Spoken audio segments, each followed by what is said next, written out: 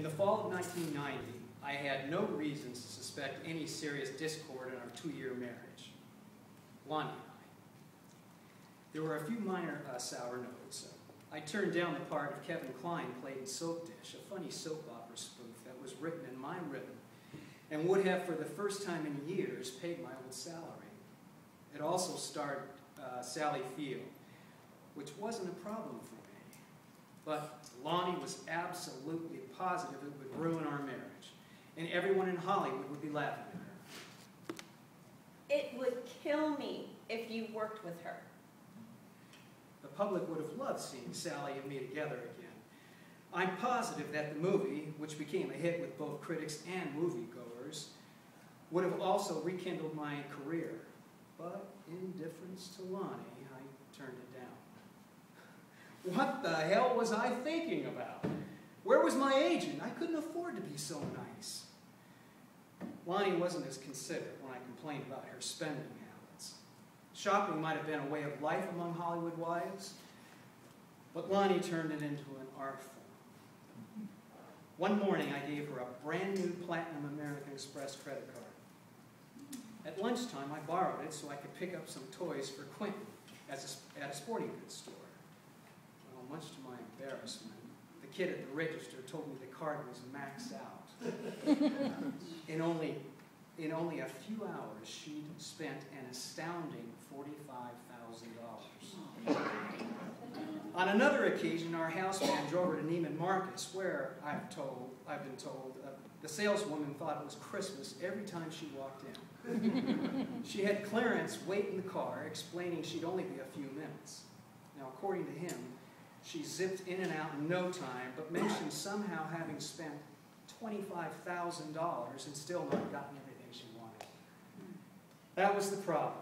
She purchased everyday clothes in triplicate, and the fancy dresses she wore whenever we went out or she had to make an appearance were custom made at Courtney's by her favorite designer, Robert Turturese. Such creations cost $4,000 to $10,000 a shot. But she wore each dress only once if she wore them at an event. I went into shock when I found that out and heard her explain why. It's been photographed. She said, her tone implying that I didn't already know why. What does that mean? I said. It's got kryptonite on it or something? I never wear a dress once it's been photographed. Where's that written? Here I was, busting my ass to get out of debt. Who made that rule? Jackie Onassis? I mean, you never said that before when you paid for them. Well, men can do it with tuxedos, but women can't. Yes, they can. Yes, they can, I argued. You just push it back 6 events, get a flower sewn on it, and who cares? I was flabbergasted. What do you do with these dresses when they're done? I give them to poor people. What a nice thought. Yep. I could just see some lady in the inner city walking around the block with her new Turturese gown on.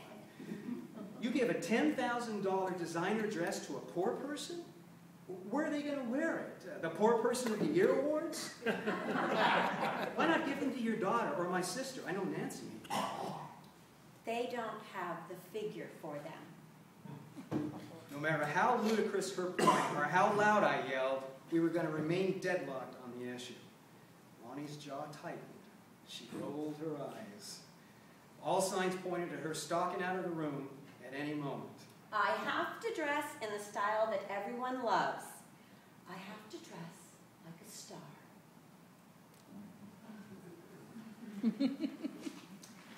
Now I will be reading from Lonnie. My Life in High Heels.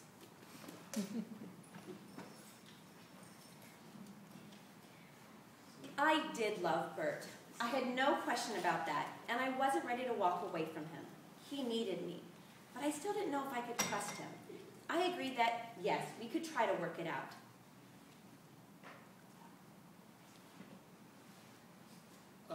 Well, go away. We would go to Acapulco and be alone. MGM owned a beautiful house in Las Brisas overlooking the bay, a huge place with servants galore, an endless video library, a screening room, pool, and tennis courts. Bert had made a lot of money for that studio, and they made the house available to him. We flew down together on the MGM private jet. There were servants at the house during the day and a cook who left each evening after preparing dinner. One night, just before he left, the cook mentioned that in case we wanted a snack while we were watching movies, he'd made a batch of fudge brownies and left them in the refrigerator. Later that night, as we were watching a video, I said, "I'm hungry. There must be a brownie in that kitchen with my name on it." Bert said he was hungry too, so we put the movie on hold, went into the kitchen, poured 2 glasses of milk, grabbed a pan of brownies, and went back to the movie. He ate one, I ate one. They were really good. He ate another one. Bert cuddled up next to me and started kissing my neck. It tickled, and I giggled a little. And then suddenly we were kissing, ardently, passionately, and it was clear we weren't going to stop at kissing. We were making love, real love, and I was so happy. I started to tell him something important, something crucially romantic. Or was it romantically crucial? It just stopped. I went completely blank. "Sweetheart, what was I just going to say?" I have no idea. Then he started to laugh, and I started to laugh. We went back to what we were doing, and then the earth moved. I was ecstatic.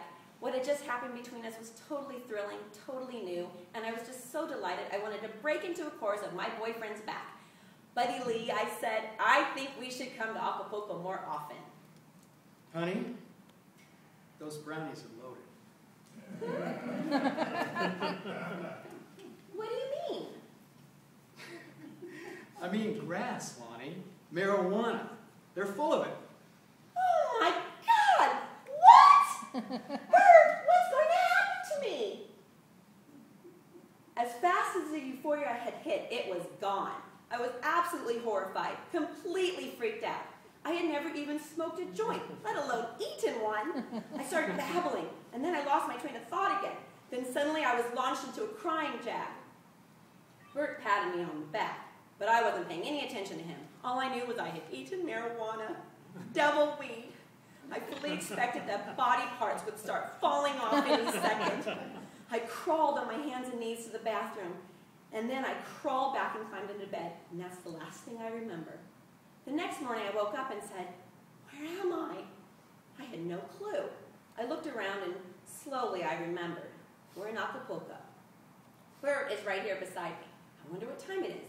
Uh-oh, it's 11 o'clock in the morning. Cautiously, I checked my vital signs. I felt okay. I had all my body parts. And then I carefully looked over to see how Bert was doing.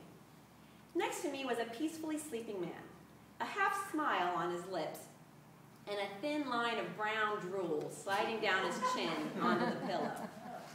"Bert?" I whispered, then a little louder. "Bert, honey, wake up!" I shook him, then shook him again. Nothing. He was completely soundly asleep, out of it. And on the bedside table next to him, an empty brownie pan. Not one crumb. Nada.